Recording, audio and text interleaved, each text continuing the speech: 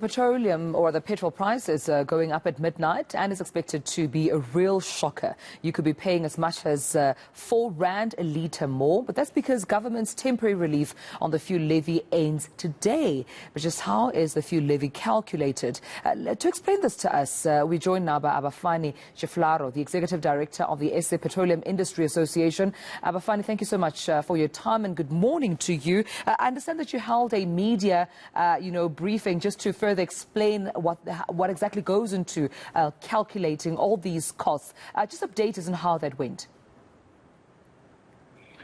Yeah, good morning. So what we were trying to do is to have an informed conversation with the members of the media and some of the SAPIA members that were present. So we got our expert to do a presentation on the building components of the fuel price, and also give people opportunity to ask questions to clarify certain things that they might not be fully understand. And we also brought a chief economist from one of a SAPIA member company, Puma Trafigura, who then took the members of the media through the trading conditions as it happens now, what is happening across the globe. So it was a very educational, conversation amongst the members of the media and ourselves. Yeah, I understand that you've also been engaging with government, on this two-phase approach. It also includes the temporary reduction in general fuel levy for April and May, but also funded by the liquidation, of a portion of the strategic crude oil reserves. How did that, engagement with government go, and how's it going if it's still continuing? Well, I think maybe the best way to put it is that we had a meeting where we were informed about the second phase. The measures that were proposed. towards the end of March by the Minister of Finance and Minister of Mineral Resources and Energy. So it was a once-off meeting 2 weeks back, just to explain. What is that they want to do. And we were invited to provide comments as far as that process is concerned. There's not been any further, detailed discussion in terms of what is that they want to do.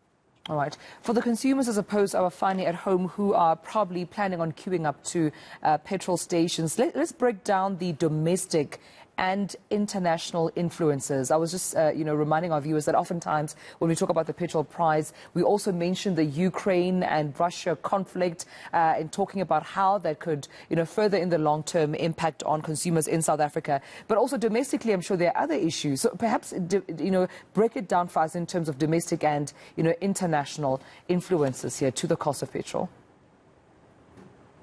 Yeah, there are two major building blocks as far as the petrol price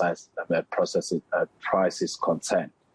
You have the international or external components, and then you will have the local components. The external factors generally are dollar denominated, and the dollar, would probably contributing towards 99.9% of those factors. This will entail the price at which you pay the products in the international market, the cost of transportation of products to our shores here. And then when you look at the local components, the major factors here in the local components would be things like the government duties and levies. And then you will also have the margins that are earned by various players, the wholesalers, the retailers, and the transporters of petroleum products. And to more than 50%, it will be attributed to external factors or global factors. So as the prices are rising, the internal factors, the local factors, in other words, the contribution of duties and levies and the margins, it goes down. So, if you look at the entire structure, you'll see that, the bulk of the components is really something that we have got nothing to do with it. We are just a net importer of petroleum products. In other words, we pay what the market is asking. Before I let you go then, Abafani, when it comes to this price system, in your opinion, is it fair? Is it transparent? And do you continue to support the Department of Mineral Resources and Energy just in terms of using this current pricing mechanism? The pricing system is definitely fair, but it's not perfect. I think what we acknowledge and support is that the price needs to be regularly reviewed. We can't have a pricing system that's not reviewed for several years. We need to review this continuously to make sure that we test all the assumptions if they are still relevant. And that's the only way we can also give opportunity to people who are not actively participating in the industry to contribute, to make comments to the pricing system.